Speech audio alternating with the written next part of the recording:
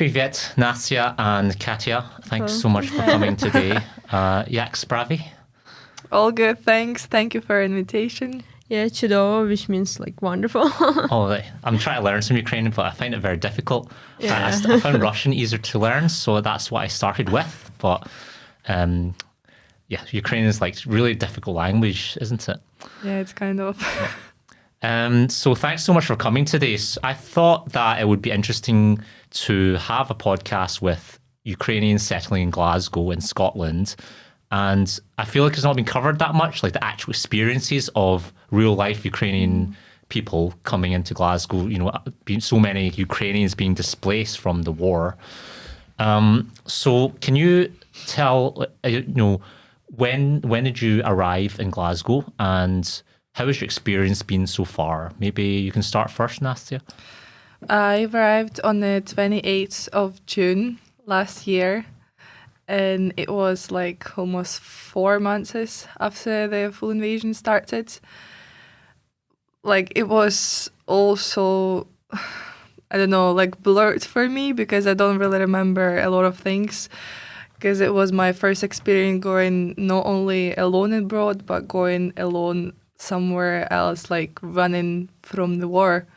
Because it was mostly my parents initiate for me to come here. Like it was all started only with like, you go there, you just sit there for a couple of months, you just earn new experience, like find new friends, just like go traveling through Scotland, maybe try to go studies, which I wasn't really wanted to do because it was more of my parents' dream.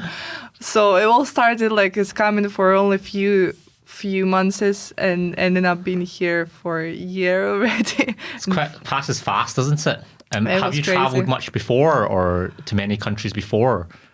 Yeah, we've like it's not like a lot comparing to how much like my generation is traveling here in Scotland.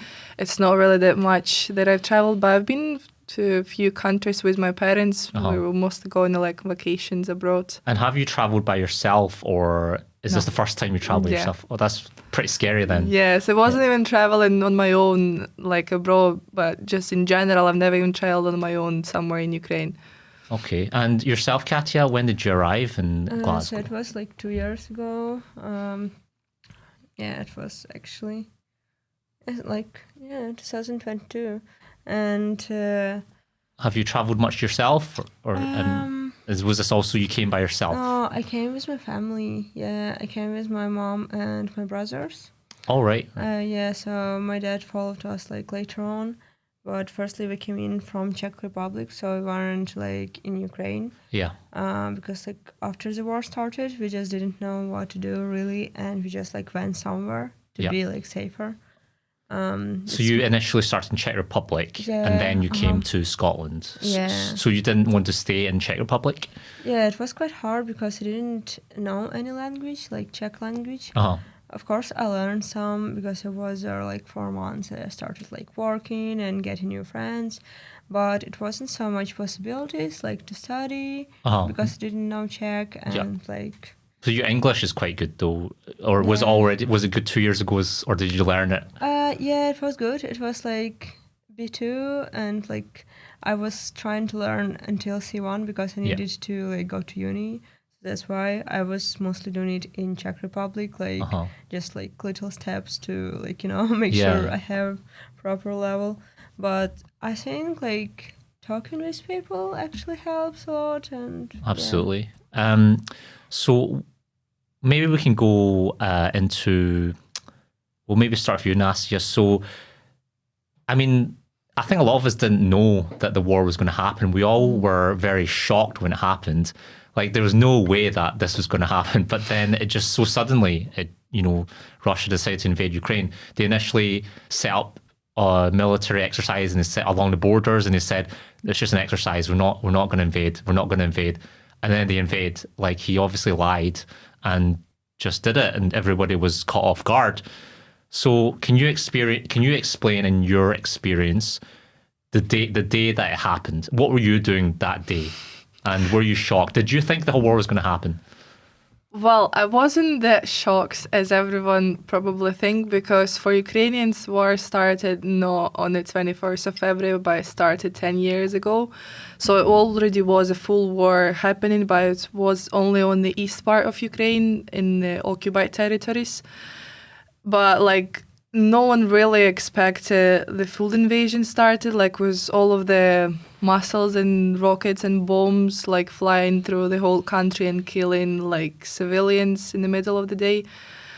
And we kind of like expected something like big happening, because like the atmosphere in Ukraine started to be really like not negative but very intense probably a few weeks before it started, because a lot of stuff started to happen. Like for example, a lot of consuls from other country started to ask their people to come back to the countries. Most of flights were delayed or cancelled, and no one was explaining anything, but like everyone kind of knew that something is coming. We just never knew like when is it going to happen. And it was very suddenly, because as everyone, I had a lot of plans, because my birthday is the 26th of February. Wow, all right. And I was planning a huge party, because I had like few of my friends had to come to Kyiv. That's the place where I stay with my family. And I had to come back to Kharkiv, where I'm studying, on the 28th of February, just 2 days after my birthday. And on the 23rd of February, I had the appointment of the first tattoo in my life. The first tattoo in your life? The first tattoo. It was like the biggest, but it still was the first. Right. And it was a big day for me, because like I sacrificed for that. Like, I mean, a lot of nerves, like shouting and arguing with my parents because of it, because they were completely against it. Anyway, I had an appointment on the 23rd, and initially it had to be in the middle of the day, but the girl who was my tattoo master, she was studying in the like National Army Academy in Ukraine or something like this, and this day she texted me if it's possible to postpone our appointment for a few hours, because they have a huge meeting like with someone from the government want to talk to them or something like this.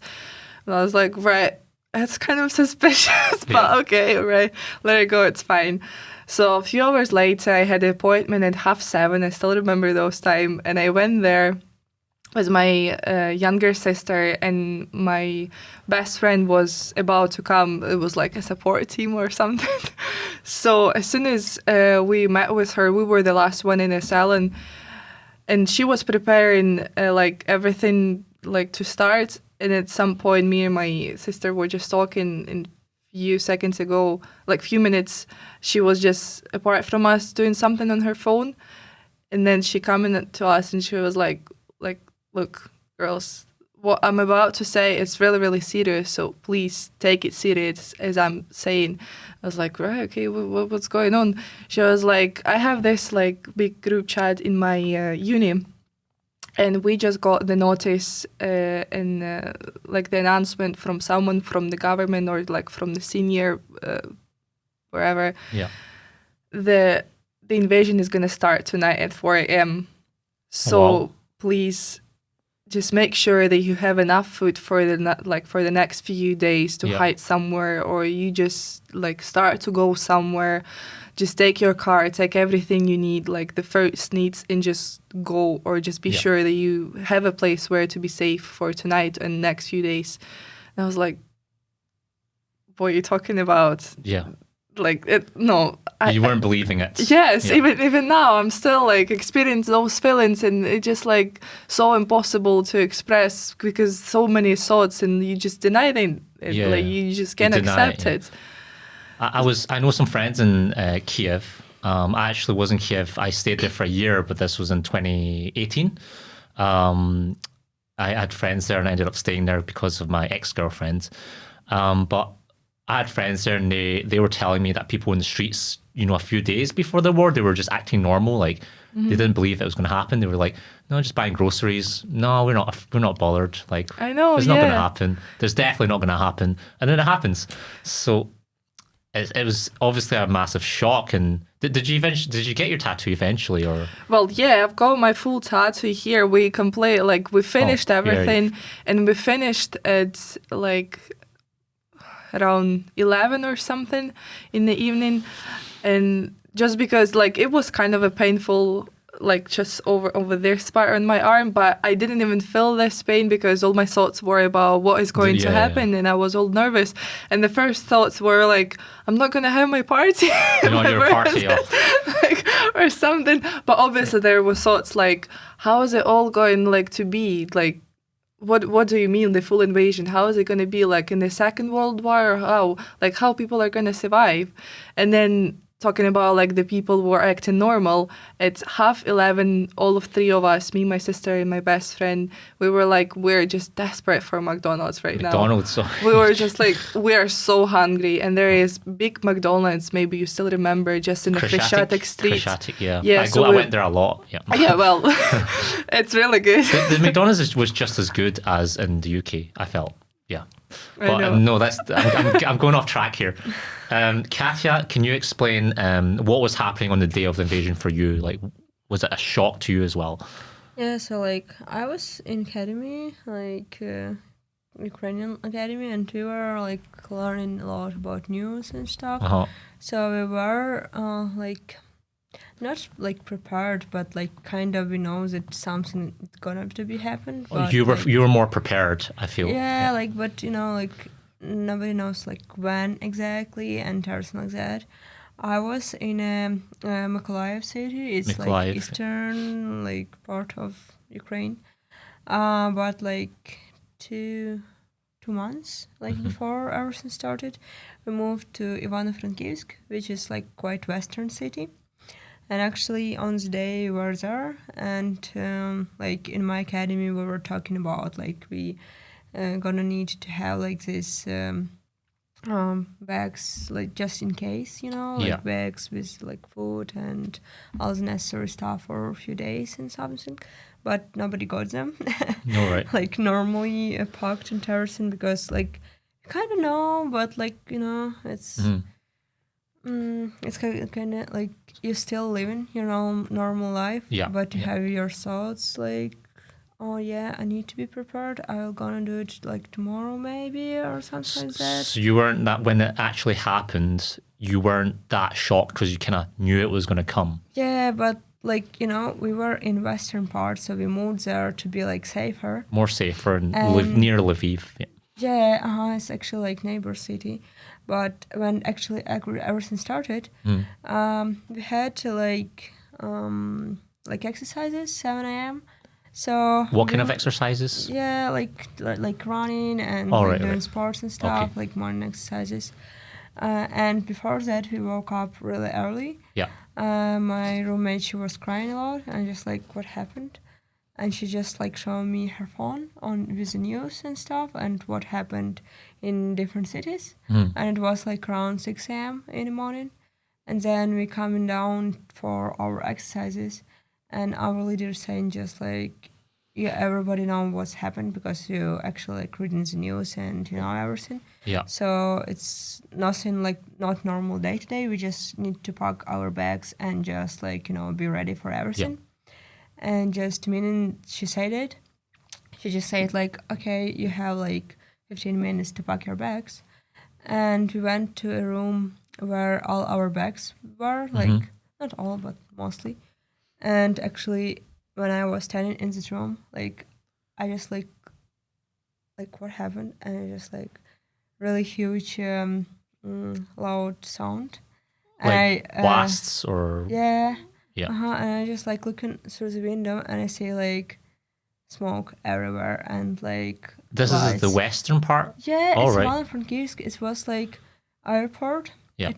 It wasn't working properly like a lot like Kyiv's one. Yeah. But it's still like active normal, and they just like targeted airports and the first day. And the problem is like we were just in a building next to airport. It's actually the same building, just like here's the airport and here were we. And it's like so close. Wow, I was shocked for everyone, and we just went to shelter. We didn't have keys for shelter. Yeah. it was panicking because like, you know, something happened and we don't have keys for shelter. It's like, Yeah. what? Was that quite traumatic for you then, would you say? It's like, I didn't know what happened and like if I will be leaving. If you were like, actually closer to that building, that would have been I pretty. just like, So and that's quite that they don't seem to care about like civilians. Like they would just bomb anywhere. Yeah. Like, Yeah, Yeah. they were They doing They don't care about the constantly. casualties. Yeah. Yeah. it was that like, and we actually didn't knew what happened, and we went to a shelter eventually, like after 10 minutes or so. Yeah. And we were there for 4 hours. 4 hours. We just like switch off our phones, like everything. We just texted our parents like, "Are you safe?" or something, and just like switch off everything because we know that they might like target signals, and where are the like lots of people, they will just target these places. Yeah. So that's why we done this. And like after a few hours, like 4 hours sitting there, they just said like, "Okay, you have 3 minutes. Like you walk in like together by 2, not more. Yeah. Just going upstairs, taking your things like 3 minutes, no more, and like coming back." We done this, like everyone done this, and that night we went to some like different building. Just moving from building to building, Yeah. getting shelter. That's rough. Yeah, we were like living in this like different building. It was like old school, not. Were you all not quite working crammed school. together as well? Yeah, but it was scary. Like, Yeah. we were going to shops, we were going like doing volunteering through the Right. day, and you were thinking like, oh, maybe we will die today. Like, you know. Really? Yeah, because like all the sirens and stuff, and we didn't know. Like, you know, Yeah, like yesterday yeah. they targeted our airport. Maybe like today will be us. Like, Was there children like or kids? Were you near? Because that's probably obviously really scary for them as well. Yeah, like I was in academy, so everyone was like around my age. It Right, was like right. from 16, I said, like Yeah. maybe 17, Yeah, like to still 20. young, like still very traumatizing Yeah, for but children. like we were quite prepared because Right, we were right. like learning a lot about like emotional intelligence and like all sorts of stuff. So I mean, you moved quite quickly to Czech Republic, Yeah. and then so Nastya, I think you went a bit later. So what made you decide to? It seems like that you just left, and then Kat and Nastya, you waited a bit. So how come you took quite a while before you eventually decided to leave? So the first month till 17th of March, I remember all these dates, we stayed all together in Kyiv. Yeah. So we experienced the hardest time of what was going on in Kyiv. Like there was everything, like missiles, bombs, even gunshots on our street. It was everything in there. And like the first day I remember I was panicking a lot, but then I just become calmer and calmer. But the opposite, my mom becomes more stressed. So on the 27th, my dad went as a volunteer to the territorial army, and then that was the point when he started to say that he is stressed.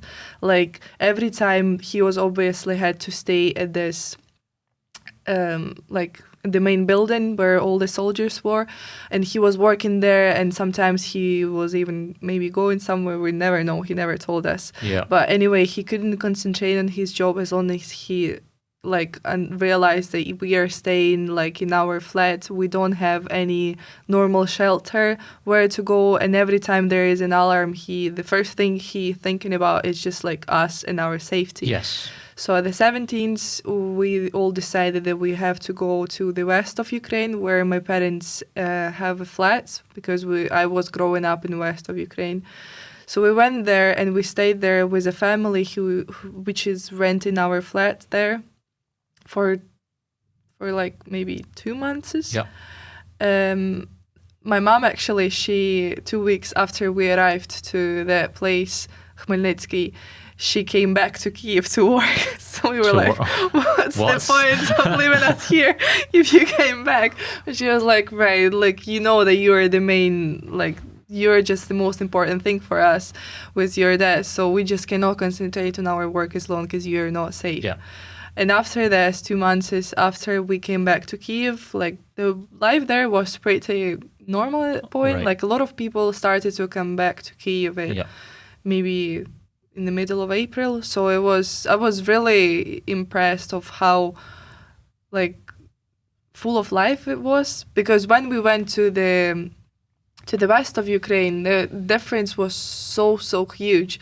Like Kiev was dead, Uh-huh. and we were coming to the west of Ukraine on the day when there was a curfew for the full day in Kiev.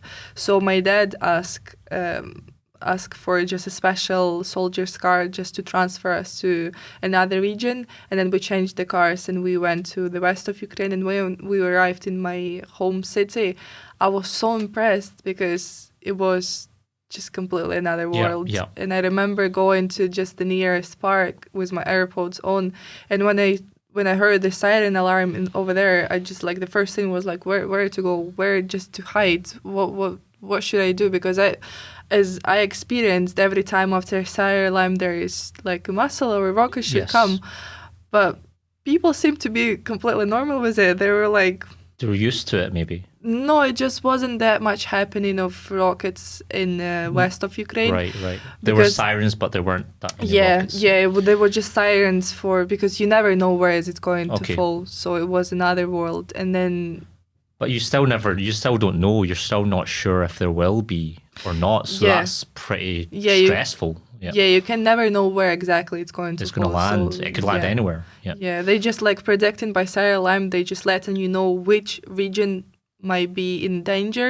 So just be aware and go find something. Sometimes it takes only few regions. Yeah. Sometimes it takes few, like the whole So does Ukraine. it happen at any time then, the Yeah. sirens? So you could be sleeping and it's just like, Yeah, you know, Yeah. yeah, it can be like few times during the night, which was happening a lot yeah. last May. It was like siren alarm every day during the night. That's so stressful then. Like you can't even sleep. You know, you're always That's worrying. their target. That's Yeah. where they want like to make people tired and be scared and just be tired of war, so that they can start to make pressure on government where you're not doing enough, where we're still in a danger. Like it's not only of killing people right now, it's like not only the war on the front line, it's war in the informational and media lines. Uh-huh. It's like everywhere. It just takes every part of like society which you can imagine. information war. Like Yeah. there's misinformation and it's so hard to get the real picture of what's happening. So how was the process, like getting the visa, you know, moving? Why did you decide Scotland out of everywhere? Because there's so many I know that some Ukrainians moved to the US, some Italy, you know, so how come you selected Scotland? And how It's was not the that I process? selected it, as my parents was. Oh, just whoever. Because my relatives, they weren't here. Like they used to stay in Sumy, and they went in a few first days of war to Slovenia first, and then they ended up going to Scotland by program for Ukrainians, homes for Ukrainians, it's called. So they went here, and then they were like, "Why just don't Anastasia comes to us? Why just like?" We will just be here with her. She's not going to be here alone, and she will have some kind of experience. So my parents started to like encourage me and support with this idea, and then I was like, right, if it's for experience, if it's only for a few months, then it's fine. Few months? Yeah. Oh, longer than that now. Yeah. And yourself, Katya, like, did you want to come to Scotland? Did you have a choice in where you? Obviously, you were in Czech Yeah. Republic. You said. Yeah, I actually had a choice. Like, I didn't have a choice to stay actually because it was kind of hard. We were living in a quite good family who just like gave us their part of like summer house, but it was supposed to be like camps in there. So like we were allowed to live there just until summer. Uh-huh. So like it's kind of was time to go. But my mom was like searching quite a lot, like different opportunities, different countries and stuff. And we actually liked UK because it's English language. Yes. Much easier. Yeah, like, you can for speak it. me and like for my brothers, they learn some as well. And also. So your brothers are younger? Or, Yeah. Okay. I Yeah. have 3 younger Because brothers. I assume that like over 18, so they had to stay there for the war. Yeah. Yeah, but they all like just under 18. So. Right. Yeah, and we actually like found out that here in Scotland, Ukrainian pupils can like students. Students, yeah. Yeah, can study here. So I wanted to study in UK like always all my life, and just like okay, I'm gonna do it. That's because good. I was like applying last year, but I didn't got in like not to Scotland, just to like London and stuff. All right. And I just decided, okay, maybe like it's time. So what do your parents do? What is their work before all of this? My mom, she was at home because I have like 3 younger looking children. after it. Yeah, and one of them has disability, so she kind of care. And my dad, he was doing like elevator maintenance. Elevator maintenance? Yeah. He kind of had his business in Ukraine, but he needed to close everything after war started. And it's kind of hard situation, like for all of us. What were your parents doing before the war, Nastya? My mom, she is a doctor. She's a neurologist. Neurologist? Yeah, nice. she still is. And my dad, he used to do like a few businesses in Kyiv and like in some other parts in Ukraine. But as I said before, when the invasion started, he wanted to volunteer from the very first day, but just because there was my birthday, so he stayed a few days and then he just volunteered. So he's been a soldier for 1.5 years already. So did you find the application process, the visa to the UK, quite simple, easy, or did you have to, I know some Ukrainians had to wait weeks, 6 weeks, 8 weeks for it to process. It wasn't me who was doing it. Not you? Not me. So you were quick. Yes. No, it wasn't because it wasn't me who was doing it. It's because so those relatives who stayed in here, they applied for visa like due to the help. So one of their friends, he stays in London and he knew how the processes are working for Ukrainians because he started to help a lot. So he advised them his help to come here. Yeah. And that's why they also offered me to come here because they knew how to apply for visa. So we applied for this and 5 days after I got my all right. visa. That's fast. Yeah. No. How long was it for you, Katya? For me, like we actually didn't see our visa. I don't know, like these emails were in spam or somewhere. But our sponsors, they just said like, maybe check your spam or something. Oh, so you spam? Yeah, and we actually checked, and it was like 12 days after we like. Okay, that's all right. That's quite good. Yeah. But we got actually like this in 2 days. We just didn't see it. Oh wow! Right. Okay, Yeah, that's but, fast like, actually. Because Boris Johnson was getting a lot of slack for so slow in processing. And No, it was actually slow. Like I was applying for my grandparents not long ago. They actually came here just a week ago. Okay, So all right. Your I grandparents was as well. for them, yeah, and it was like more than a month, almost 2 months. We're just waiting, and yeah, it was quite like because now it's winter gonna come, and now in Ukraine in winter, especially like in cities, really bad because cold. it's no electricity normally. Sometimes it's no gas. Sometimes it's like just cannot live normally. So. Did you both stay with host families in Scotland then? Yeah. And how was that experience? Were the host families quite nice? Was there any issues there? Would you say maybe, Nastya? I had experience with 2 different host families. So the first one, both of them were absolutely amazing families because the first one, but they were quite opposite, like absolutely different. The first one was family with 3 young girls. It was the age 7, 8, and 9, as I hope I'm correct. Yeah. So it was all full of like activities, a lot of stuff, like noise as well, but it was kind of very family noise. And I think it was something which like cheered me up for a really long time when I was here because I kind of needed some type of a family in here, which they become for me. They were trying to take me to as many places they could to show me some parts of Scotland, of the culture, and they were very supportive in different ways. Okay. Oh, but where did you end? Where did they take you? Well, we went to Aviemore, to a lot of places around Loch Lomond, to Oban. It's not like we went through the whole Scotland, but it still was like few travels which I'll remember.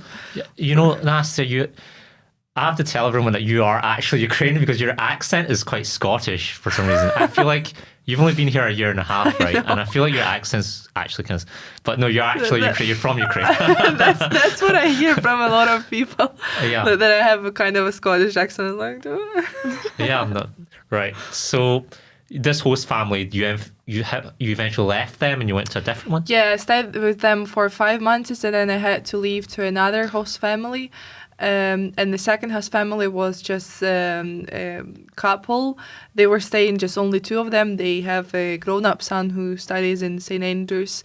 So there were just two of them with just 2 spare rooms. And I think it was kind of that easy and so fast for me to got my e-visa and host family be accepted because I'm like the young alone girl here. Yes. Because it takes way longer for those who are with kids, for example, Yeah, or you with were by families. yourself. Yeah, Yeah, I'm traveling by just yourself. alone, by myself, so it was easy. And how did were you traveling by yourself? Were you scared or were you quite brave? Did that, how did you feel traveling by yourself too? Because you hadn't done that before.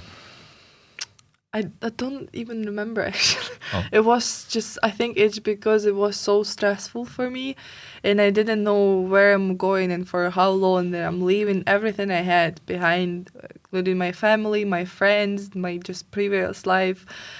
I was so full of stress that I don't even remember how I was saying bye to my family, how was the whole journey. I just remember that it took me so long, like more than 30 hours. No, it took me 2 days. Yeah. Yeah. It took me really a lot of stress, so I don't... Oh. So you don't remember? It's kind of like a blur for you. Yes. You just wanted to get out and get to somewhere safe, which is what your family wanted for you. It's not that I was going for something safe because I felt completely safe in Ukraine. At that point, right? Yes. Sometimes it's even even worse to be here. Like you feel your family more in danger when you are here rather than when you're there with them. So you can't look after them or, You just can't control the situation. Like, I mean, when you're just getting all of this news every time and notifications about the fire alarm, about the rockets coming to Ukraine, to every region, and like the only thing you can concentrate on was like, where is my family? What are they doing? Why they're not replying and everything, stuff like this. So is it more stressful then? Yes. But when you're there, you're with them, or even when you're on your own, you know that, yes, you just like feel more relieved or something. All right. Wow. And Katya, how was your host family? Were they nice and was there any issues there? Mm-hmm. I actually like feel the same as Nastya when I'm here and like my friends or family is like staying in Ukraine because I still have lots of friends there. And just like calling them like, please hide, please. And they're just like, no, it's fine. I said, like, no, I'm worried about you, please. So yeah, like for me, it was a bit different. I actually was traveling with my family and 4 children, it's not a joke. 4 children? Oh, well. Yeah, it's really hard to like find actually sponsors who want it. And like my brothers, like as I said, he has disability, so it's kind of much harder. But we're really glad that we found our sponsors. They were like such a lovely couple. So it must have been quite a big house or something. Yeah, it was a huge house because they used to have like 3 children, but they are grown up already. So like they had this huge big house and they accepted us. All right, It actually wasn't like enough beds or something, but they like found something like in church, I think. Like church they gave them like another bed, and we're so glad for this because they actually like saved us, Yeah, absolutely. And they were helping a lot because we were so stressful and my mom was stressful and like all these kids, they behaving not themselves and they just tell them like we need to go to Ukraine. And like me and my mom, we just were worrying a lot about them because they are so young and like their nervous system is so immature and not ready for this like at all. No one ready, but like them especially. And them children are innocent, right? But they're caught into all of this just because of old men. It's a bit. Obviously, it's quite a shame. So have you left the host family now, and are you We used to live with them like for half a year. But then we moved to like council house, so we live in like in a council flat now. Okay, right. So we like paying our like bills and stuff and like rent, but just like half of rent or So kind of something like that. settled in a way. Yeah, like, but it's really helpful. Like Scottish people are really like helping a lot Yeah. and like understanding a lot. Sometimes it could be hard, like especially probably with my brother, because lots of people just don't want to understand him. Yeah. Like, like, no, it's like your fault. But it was the same in our home country as well. So it's I more see. like community problem that people not accepting like disabled people, especially like he mental disabled. He has So he has a Down syn- mental disability? Yeah, he has Down syndrome. So Down it's, syndrome, right. like physically capable to do like everything, but Uh-huh. like not, Yeah, he's probably even more frantic or stressed about the whole situation. Like actually, like after 2 years, he's still like even now, he's just still saying like, "Oh, air alarm, air alarm." Air alarm, all right. And it's like quite scary Like because flashbacks. yeah, because like he heard it just a couple of times. He hadn't seen it, fortunately. Like I have seen it, but he not. Right. And like it is still so like hard for him. And during the time in Czech Republic, we had quite a problems, and even now we have quite a problems because like his medicine wasn't working. Yeah. Like nothing wasn't working. He just was nervous, and he can just start crying Yeah. from yeah. nowhere. He get just like starting to like I don't know like destroy the walls, the doors, everything because he didn't know what's happening. Like Yeah. something happening inside, and I understand him so much, but I don't know how to help. Yeah, that sounds really bad. So let me see what is. It's weird because like you both seem to have good experiences with your host families. I think I had a friend who moved here and her host family cancelled on her the last minute, and she was in London, and she was just staying in the street actually for a night, and it was cold and stuff. She was on the street, and then she eventually found another host family after, and that was in Scotland. So she moved from London to Scotland, and then eventually settled in with a really nice host family. But you obviously got good experiences, but she was like just left in the street when she got here. She was promised a place, but she never got it. So yeah, that's quite lucky for you. Yeah. Yeah, one of my friends, she also had like problems with her host family. Like they were living like for 2 weeks or something like okay, and then they just didn't like she was cleaning or something, and they just didn't like how she's cleaning. And she was like, cleaning for them, or they were making her clean, or what? No, like she were like just helping, like, just helping, like normally as normal person would do, but they just said like you're doing something not right, and then just like and like 2 weeks ago you done something wrong, and like again, and it just like was so insane. And she and her mom, they went to Ukraine for a week, like just like just home and come back. But when they were in Ukraine, just host family, one of them texted them like, please don't come back here. Oh, really? Wow. Because we don't want to be with you anymore, like, you're making so much noise. And it was quite hard because they had like tickets back and everything. Did she find somewhere else then? Yeah, they had like a Ukrainian friend who like with whom they stayed for a week or so, and then they find like another host family, which was good. But like it's because like government paying money, and some people minority, but still some people just like thinking, oh, maybe I will gain some money, but it's not huge money actually, and it's like if you don't want to help, just please don't. Yeah, it's not that much money to house. I think it's a few £100, but it's weird because obviously people are different, and you're not going to get on with everyone. Yeah, of course. And to have to host someone is a big thing to do. Yeah. There was a weird story. I actually there was a story that I saw where a guy hosted a single girl, and he had a family, like 2 kids and a wife, and that girl came in Cam, can you put on that article? So what is this? So this man, I think his name was Tony. He hosted a single girl, Sophia, and then 10 days later he fell in love with her, and then he and her left his family, 2 kids, dumped his long-term girlfriend, and they went and got a place together. Oh, nice. We've heard about this in Have Ukraine. you heard about it? It was a huge thing. People through the media were furious about this. Like, we were like, a lot like, so society was divided into groups. The first one was like supporting them because you can never know where and when you're going to meet like your soulmate and something. And it's still like feelings, you can't control them.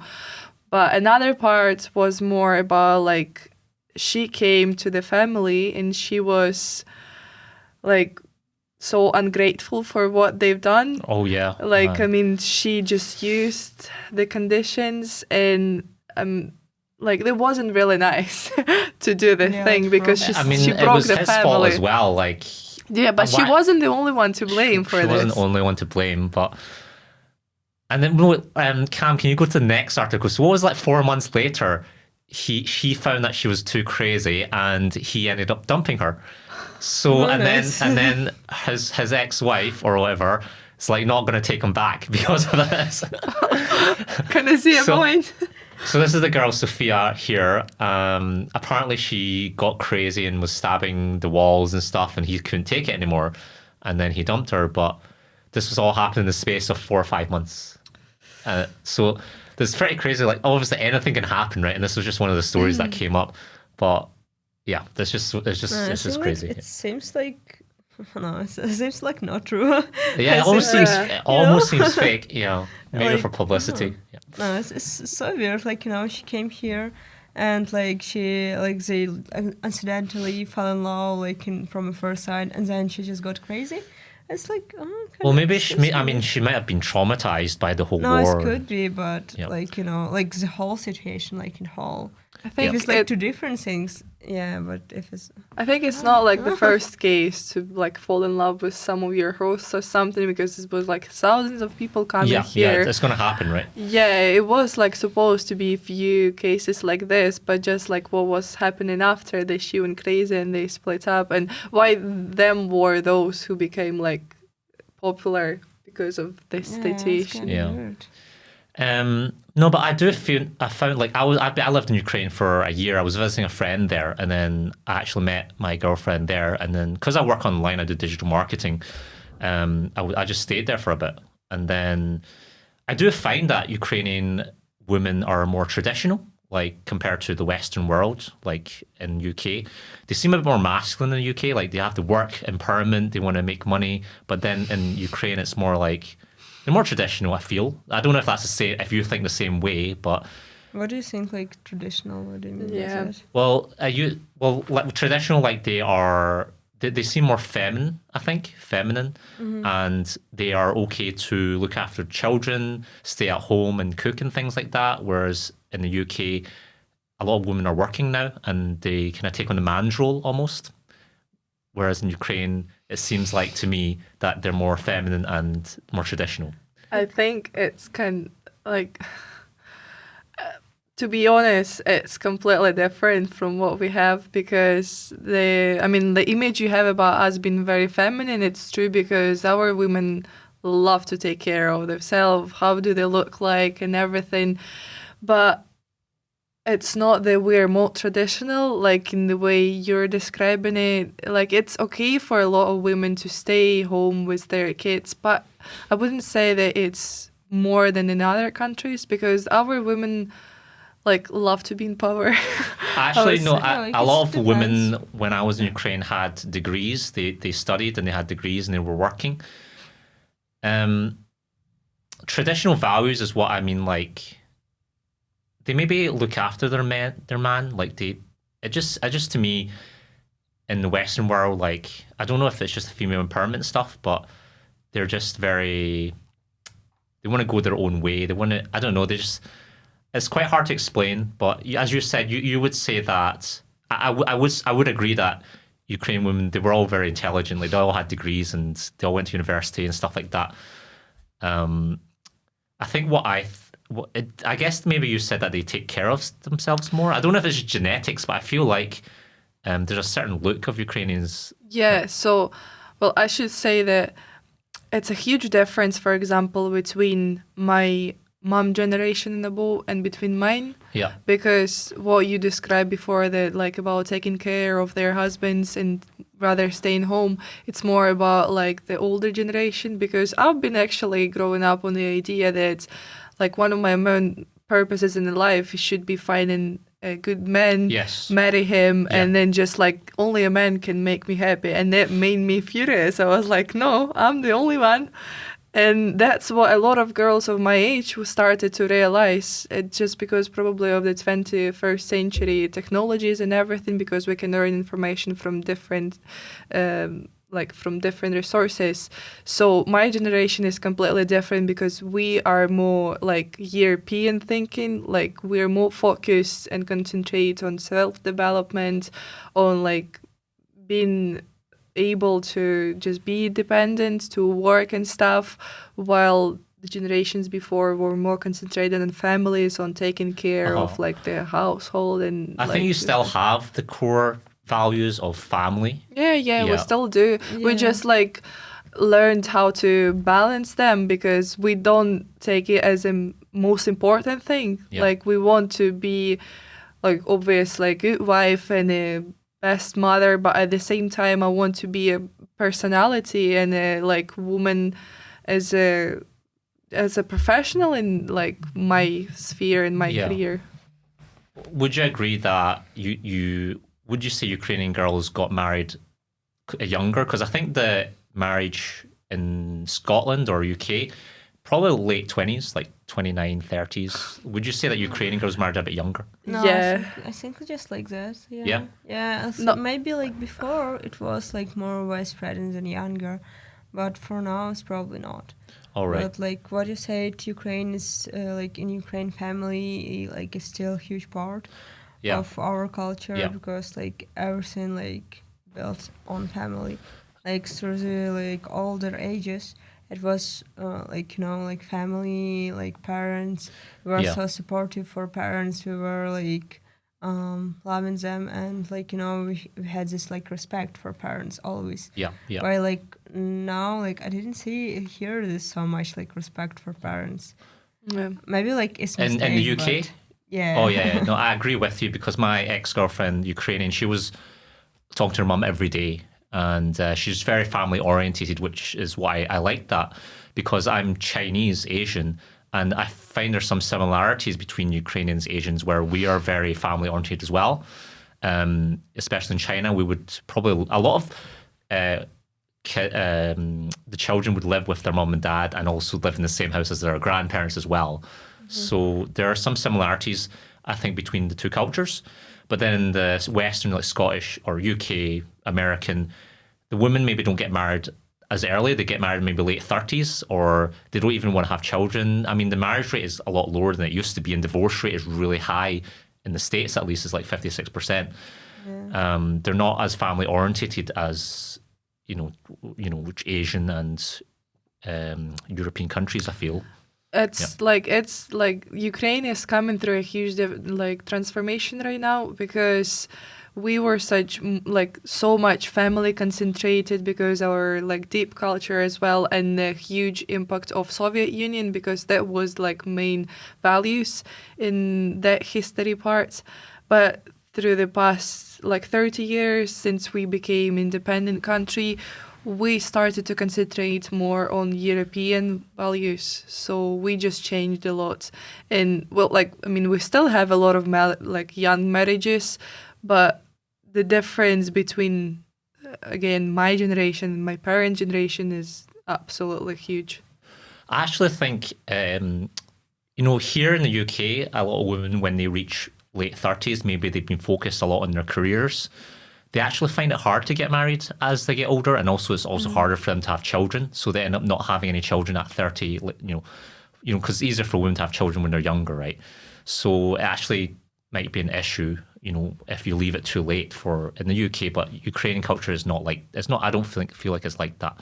I think in Ukraine we have like different problem now. Different like problem. say after war and stuff, we don't have so many like men's, and like how we're supposed to get like new generation children, like we don't That's a have good point, actually. Katya. No, absolutely. And it's quite a problem because of this thing, like Ukrainians just can like die, and this is something that Russians want to, Oh. and this is the main problem. So you would say there's a lot more women in Ukraine than men because of this, obviously, conflict. Yeah. And like because of conflict, we still need we need to expand our culture. We need to like cherish it so much more. Yes. Because we have like less people who know about it. So do you think that Ukrainian, because there's not as much men, so the women in Ukraine will need to look after themselves a lot more in order to attract or get a good man, because there's not that many men, and you're probably competing a lot with a lot of other women for like. Well, actually, the problem is that Ukrainian women are used to do so much and take care so much of themselves because of men, because they are so spoiled of choice in Ukraine. Oh, And really? that's why that's where this culture came from, because like when we're taking care so much and like so many girls look like obviously goddess in Ukraine, even without any like makeup on or something. Is that just genetics? Might be, but like men are still like very like they don't really like a lot of us. Like they're still too picky. But Really? when even not that. I mean, I don't know if it's good to say like not that attractive, but like not like commonly very beautiful girl from Ukraine comes to Europe, she is just like a star there. She's a star. Yes, like it's true. It's such a huge like meme in Ukraine, because so many women, since they went to countries abroad, that's why Ukrainian men are scared, because they know that if their women are going abroad, they're just gonna easily find someone, because they know that Ukrainian women are very attractive in the way, not only how they're like the appearance, but the way they're just like behave and the attitudes and everything. So that's why it's just like kind of an issue. So they don't like drink crazily or go to parties. And... No, we do. Oh, you do? We do. Not as crazy as maybe not as crazy as a UK girl. Yeah. Who'll go out every night and get really drunk and stuff. Like I would say you're more traditional, right? Or well, like not more well behaved. It's not like we don't drink a lot. We do, but we just don't go out for this. We're just doing it at home as our friends.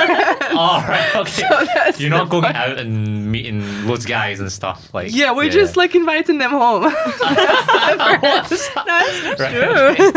No, I'm not. I'm joking. It's like mostly happening with your friends and like with a community, like small community group of friends. But it's still going mental, like when you're drinking with each other, because drinking is a huge culture in Ukraine as well. It's just like a little bit different from Scottish. I thought the men drank more than the women, or is it both the same? Well, from what I remember since my childhood, like with my friends and stuff, it's not like this. Like everyone drinks equally. Even women. Okay. I feel like in Ukraine it's more like like teenage stuff, but after you're like 20 more, you're just like, no, I need to like study and do something, so you're not drinking that much. You're still going to the parties, of course, and like having fun, but like you kind of found this like maybe not too much today.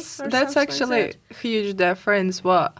Because in Ukraine there is like it's a bad thing, because a lot of children start to drink like in the period between 14 till 18, like they go mental crazy and like they really drink a lot, and then they just like become a wee bit fed up with this, like I've done everything crazy I could, and then they just start to concentrate on like their career, their study, their work, while here like your life begins only in 20 and you go mental between 20 and 30, so you can you that's quite interesting, that's the difference. And so saying that, right? So how has dating been for you in Scotland? And I mean, have you been on many dates here, and how has that been going then? Not really. I think like last year when I just arrived, I've tried a few times it didn't work out, and I think it didn't because I wasn't that much into it. Like I was like, it's not what I want to concentrate on right now. I had different, like all the thoughts were still in what is happening in Ukraine, and like I was just not letting myself to do it.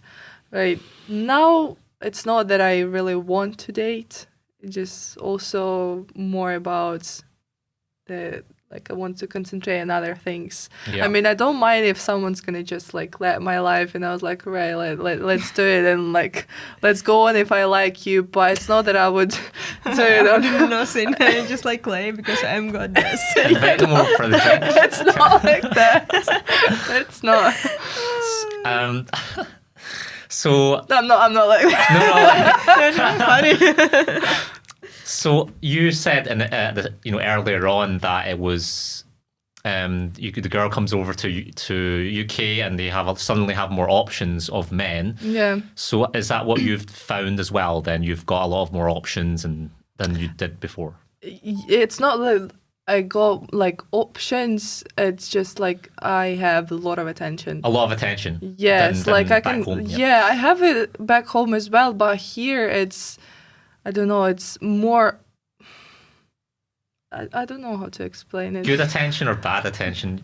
Here it's a good attention. I mean, like you feel it that they're like they find you attracted, that they want to do it, but like guys here are so shy. So shy. So shy. Like you always have like those eye contacts and like eyes flirting with someone, but it doesn't mean that they would do something. They won't do anything, right? Yeah, okay. well, in Ukraine, if you start to flirt with someone so obvious, they would definitely come to you, ask your number or something. Yeah. Not all the time, but like right. guys, they're The more. guys, yeah. More I mean, brave. that makes sense because like they're going through war.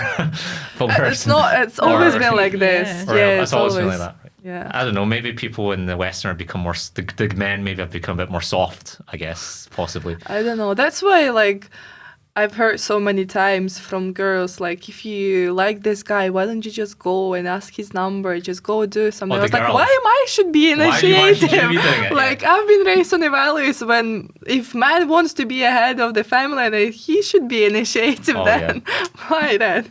I think it's just because, we're a lot of men maybe have become a bit more feminine. Maybe in the Western culture, I feel like women have become a bit more masculine and men have become a bit more feminine. Yeah. But whereas in Ukraine, the women are feminine and men are masculine, right? But it's not hit that point yet in Ukraine where it's equalized. Because there's so much equality in the Western world that this is probably what's caused it, right? Yeah, which is not bad actually, but like, It's not bad except that you have to approach the guy. Yeah, it's like, so it's like, again, like different values and stuff. Like here, I find it a bit difficult, like to talk with people, even like making friends, because I don't know, like what to talk about, like. All right. Like lots of people just talking about like, oh, I went go out last night and like we were drinking and like what you having for breakfast today. As like not like kind of deeper conversation and stuff.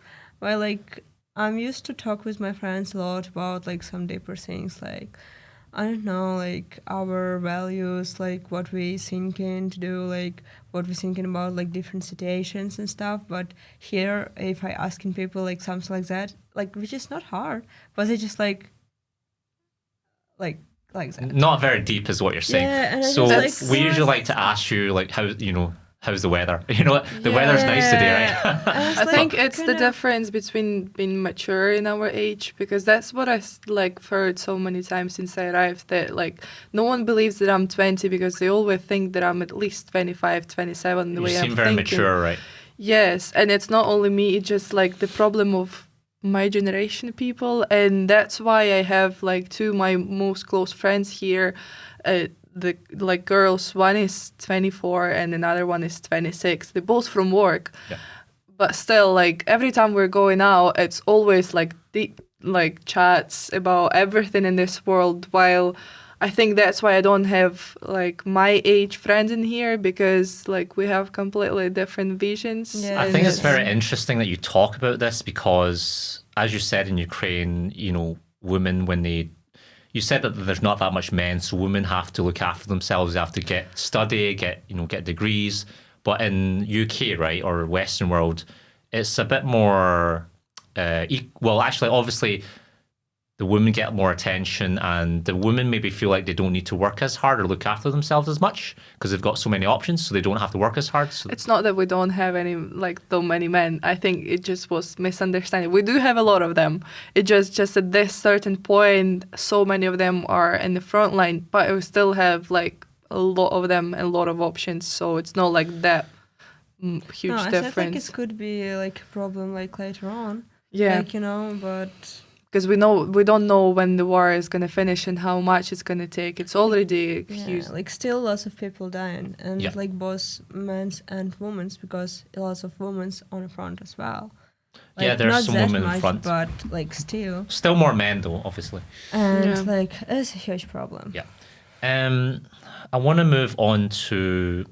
So your work, Nastya, you said you were working here, and you've been able to go on a bit more holidays. You've been traveling Yeah. to Italy, I think you were Italy, at. yeah. Where were you as well? Italy, and then. Just Italy twice. Just Italy twice? Yeah. Yes. But you said that it was because you were making more money here, Mm-hmm. because I think the economy is obviously a bit better than UK. I think the average wage in Ukraine, if I'm right, was like £470 is what I saw, and then the average wage in the UK is £2,000, which is quite a big difference because of the economy differences. So you working here, you found you've got more money to spend, and you've been able to go on holidays and stuff. Is that right? Yes, I've been working just like a bartender or waitress here.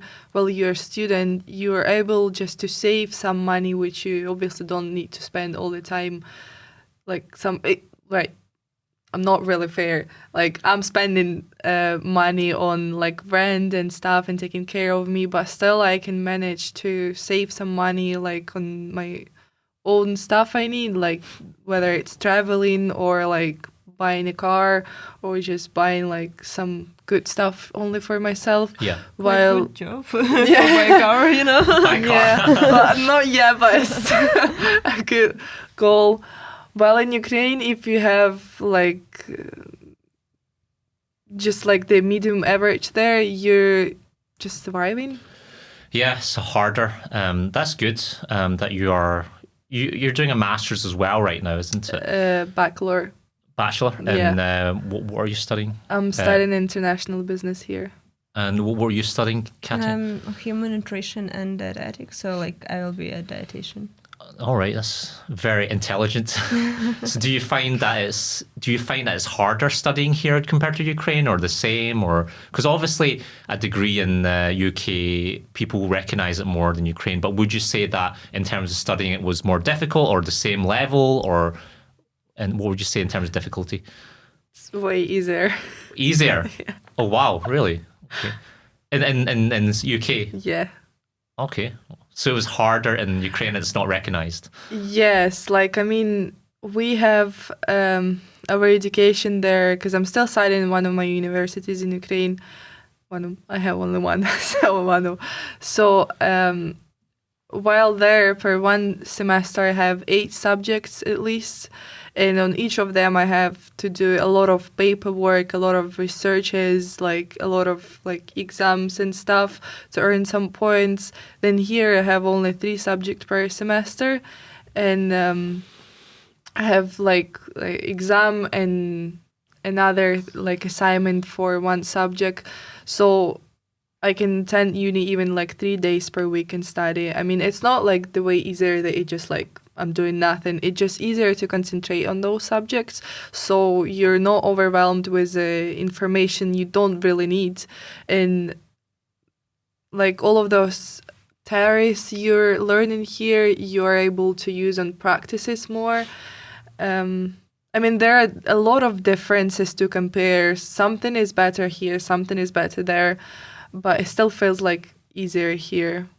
That's It's not I'm that much actually of a surprised pressure. at that. I didn't think that. Wow. It's why do you think like in the Western world like there's a high percentage of obesity and diabetes, heart attacks, but I don't think it's that high in Ukraine. Is it maybe because we're spoilt in the Western countries? What do you think?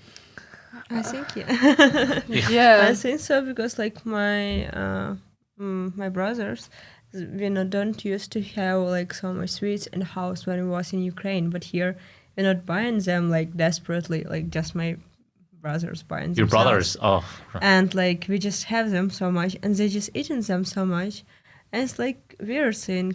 And in Ukraine we have so popular like markets outside when we buying groceries and stuff, like people growing themselves, so it's probably much healthier even like from the supermarkets, like fruit and veg. Yes. And in Ukraine we eating like a lot more fruit and veg than here, like with every meal, like usually some kind of salads or maybe like boiled vegetables. That's very in our- healthy. yeah, in dishes, and it's much more widespread in that like here, like national dishes like fish and chips, but like it's different. That's It's true. not bad, but it's like It's food. not good for you, yeah. I think it Yeah. also depends a wee bit on the way we've been growing up. Like we had kind of a strict parents sometimes. Like most of what I've heard from my personal experience and from my friends, and I think also one of the factors was that not everyone could afford to have like even those plain sweets sometimes.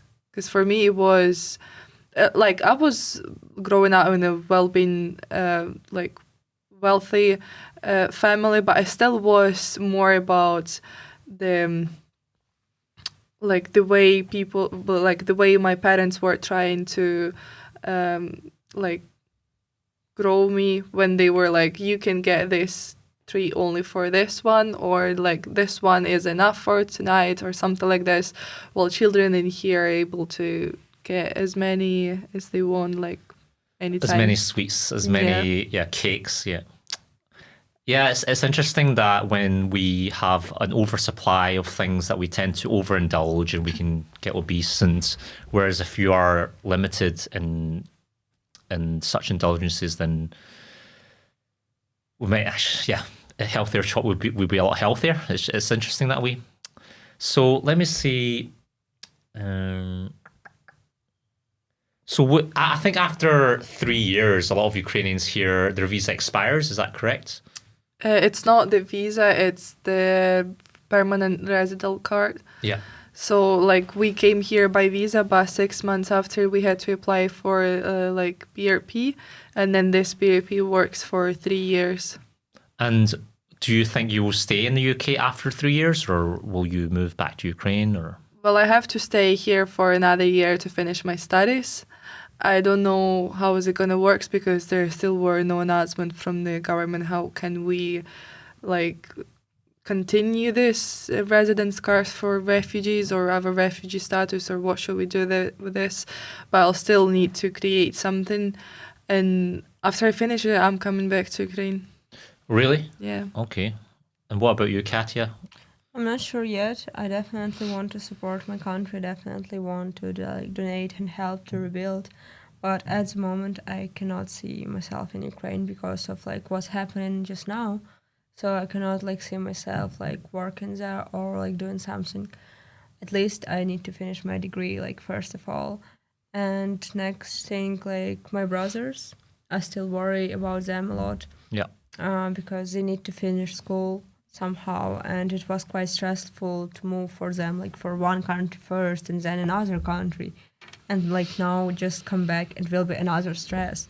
So I think like government need to think about it, like maybe about like kids and stuff. Yes. And like after war finishes, if it finishes, it wasn't be like quite nice and everything as it was before. Everything will be destroyed, and we need to like rebuild it.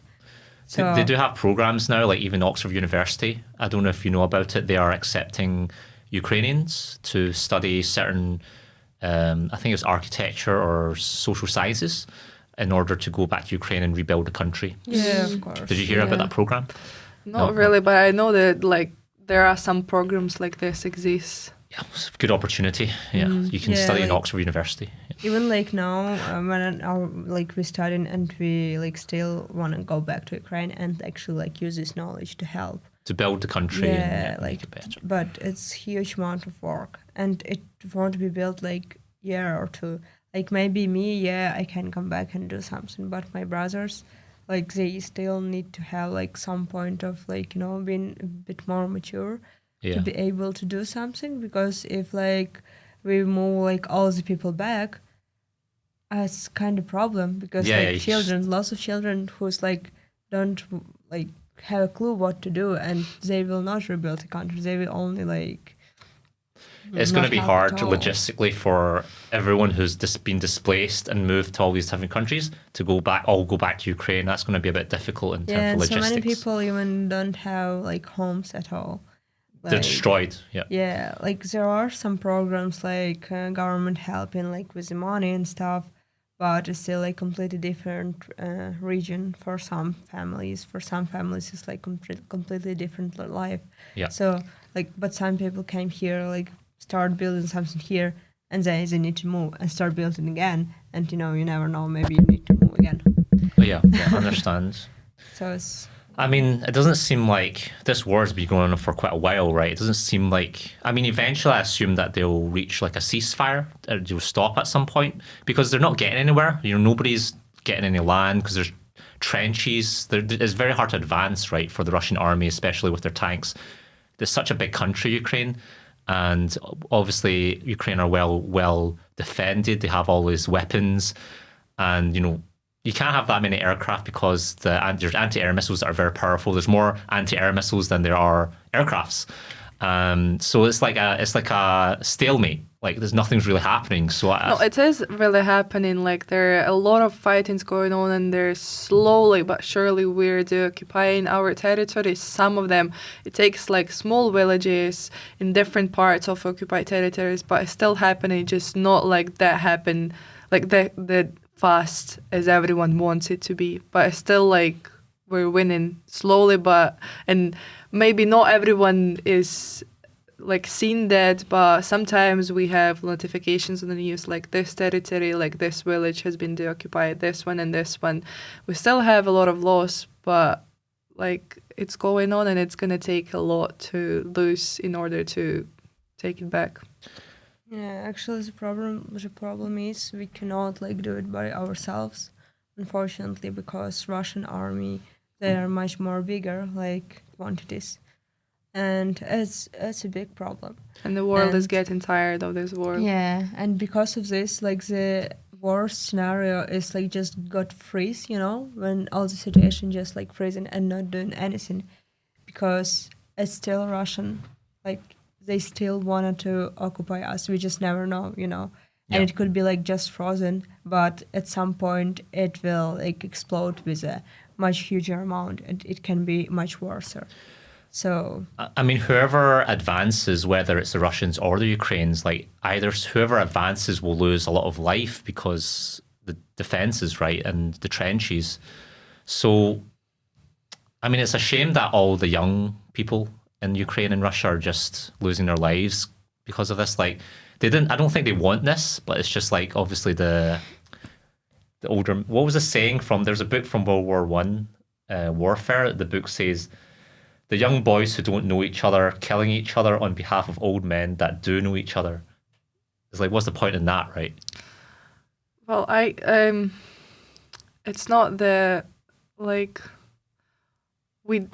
it's hard to say that we don't want each other, that we don't want it, and it's hard to say that we do want it, because what we know from Russia's part, they are following the idea of like occupying and destroying our culture. Like they do want it, and we've experienced this and have so many evidences and proofs of them being full of this desire from a lot of like media stuff, even from TikTok videos, from Instagram. Like there was so many messages from them. They keep on coming that like destroy those Nazis. Like we want them die. We want them like be killed. Like there are so many like stuff like this in the internet coming from them, while we want just to prove them that we're not an easy goal, and they're like we fed up of them being trying to just kill us and destroy our nation. I mean, this, as you said, this war happened 10 years ago, the Maidan revolution, where I think they were going to sign agreement with the European Union, and it ended up they didn't do it, and then the president at the time wanted closer ties with Russia. And then that sparked the outrage, sparked the revolution. and then a few 100,000 people die, I believe, and some policemen. Yesterday actually was the date of this revolution begins. It was, All right. yeah, it was how many years? 10 years. 10 years. ago? Yep, 10 years. I mean, at that point, if they signed the agreement, I wonder if Russia would have invaded. But because No, they cannot because of the government stuff. It was like so much work done like before.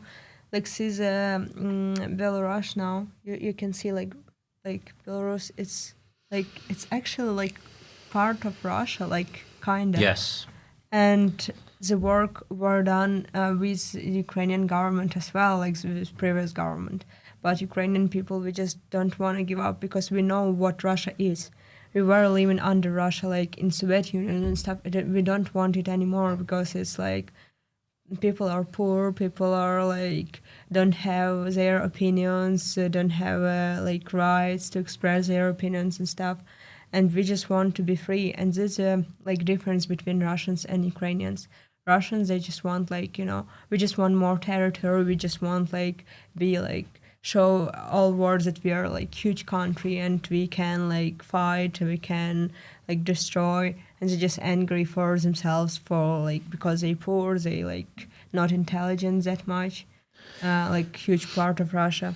I think it's Ukraine is kind of caught in the middle of this war between Russia and the US, right? I don't know if you agree, but basically NATO, NATO is trying to expand and they're expanding into Ukraine. Ukraine is going to join if they join the European Union, they'll be part of the NATO.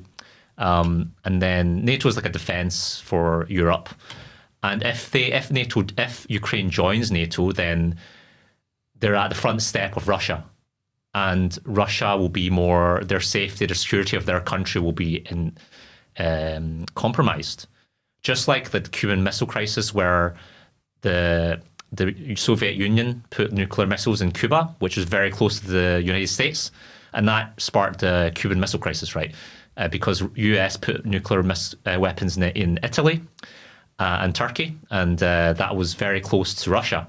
So that threatened Russia, so that's why Russia put the nuclear missiles in Cuba.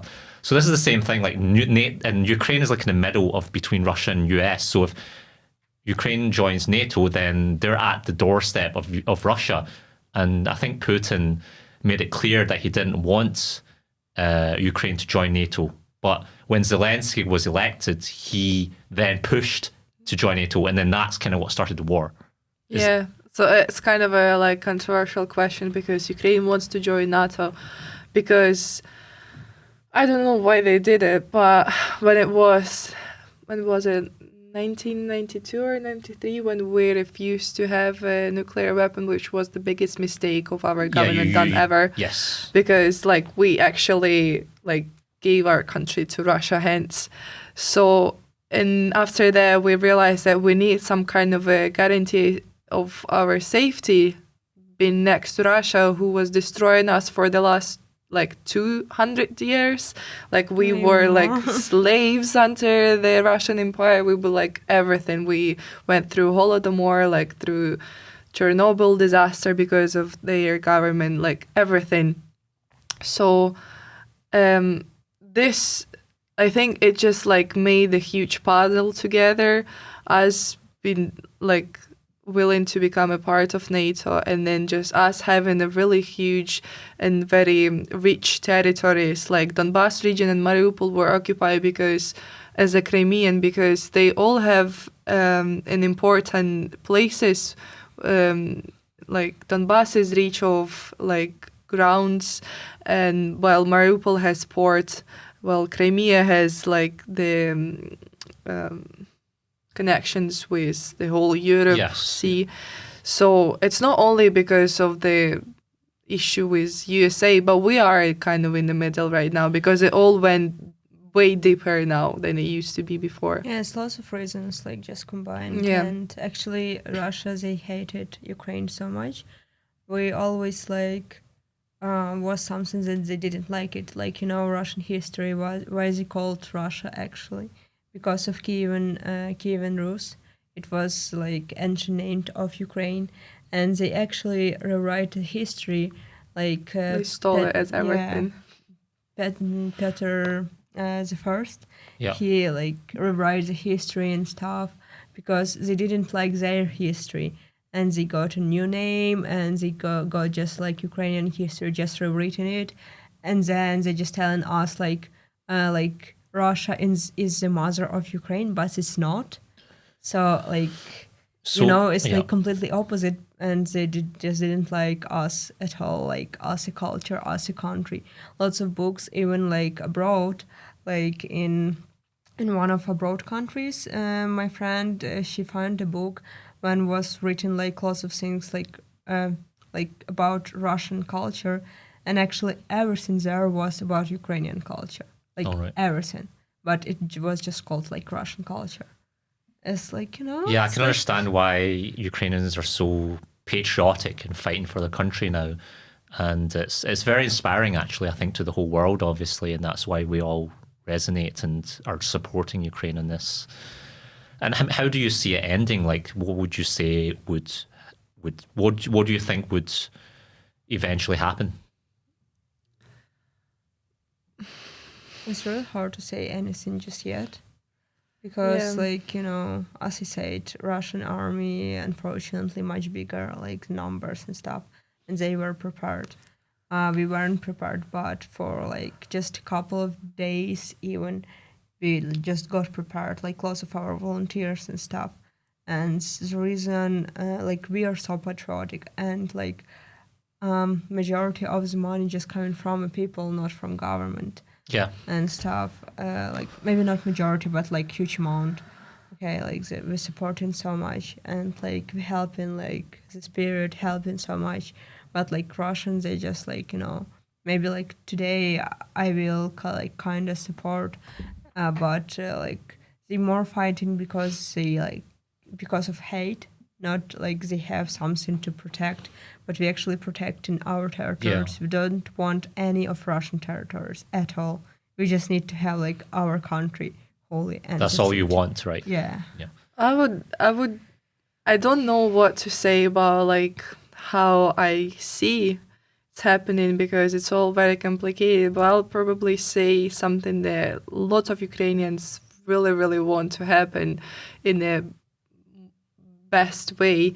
I mean, like, I should say that for all of us, we're better just 140 million of people just disappear one day, because they're a huge virus and on like in our history, in our culture. But it would be so perfect just to be separated from them. Like, I mean, we just don't want them to enter our life anymore. We just want our territories back and don't have any type of connection with them anymore in this life and not in the future, because it's the issue of like the huge nation to change, and it's not only of them being treating only Ukrainians in this way. We're the only people who are suffering from their racist jokes or like their bad treatment. It's a lot of other nations as well. It's just like never been talked so out loud as we've done it, because we were maybe probably so much fed up with this. So we just want them to live their life outside in their huge Russia, which they're so proud of, and just They're massive, aren't they? They're so big.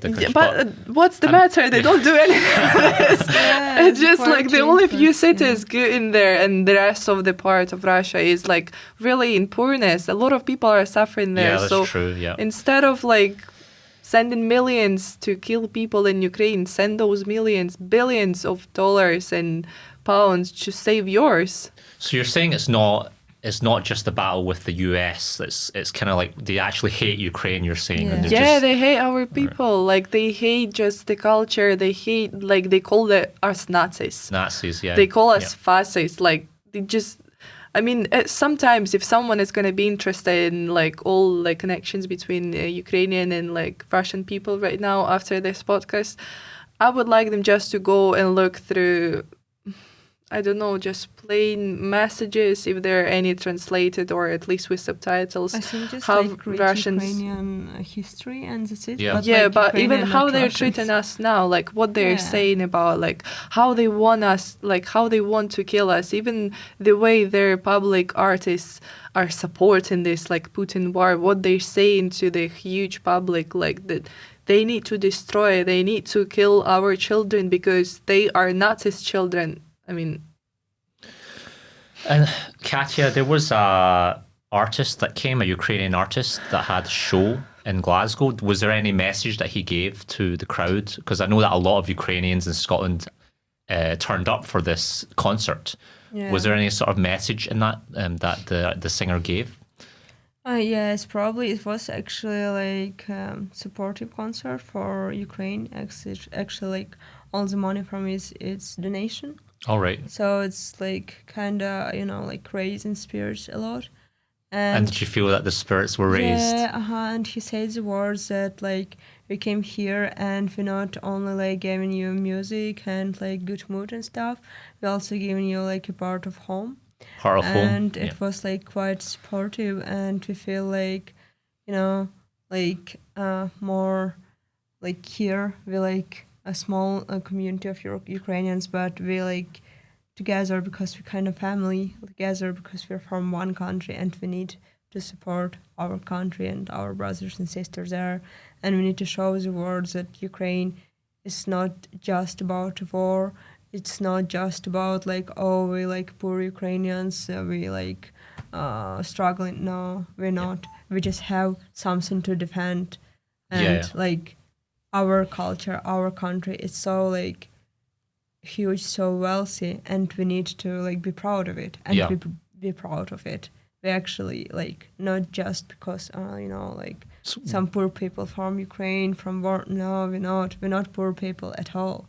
We just like now is bad times in our country because of Russia, and we need to do everything to like become it growing and like as it was before. So it's quite an emotional concert, would you say? Yeah, it was quite emotional, and who was the artist? Artem Pivovarov? Yeah, Artem Pivovarov. It was I think he's a new wave singer and composer, so his music is quite good as well. Yeah. Won many awards. Popular. So how would people support Ukraine now? Like would you say donate to the army? To how would people watching help Ukraine at this moment? Would they still donate to the army? Like, is there a website or whatever? Donate. Yeah, there is a website, and I can give you actually a link. The official website is only Poverny Живым. It's probably like the most official website. Like all the money just going straight into the army and stuff, and like. Yeah, probably just better to do like that because there's so many people just like raising money, but if you don't know which one, so many like scams. Yeah, and actually someone can just get money for them or even for Russia. So it's better to like have one or two like proven websites and actually like donate there. Yeah, we'll leave a link in the comment in the description section of the podcast.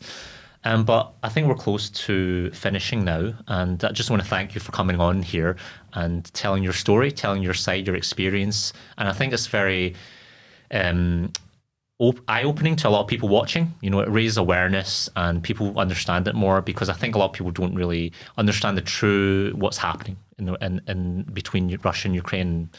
It's good to hear it from you. And so thanks a lot for coming on. And thank you for inviting. It was really nice to talk about it. We're always open. I mean, like being here, it's always for me such a pleasure to talk about when especially people are really interested. So if there are going to be any other ideas about talking about Ukraine, we're always open for it. It's actually like we have really so much to discuss. Part of like what we discussed today, and like it's a lot more to like expand. Because it's actually like long history of Ukraine, of all this war and stuff, and people just they might not. It's hard for many people to learn it. I know. But next time, we can explain it. So it should be like a series of podcasts, not just series of podcasts. 2 hours. Okay, thanks a lot. That's us. Thank you.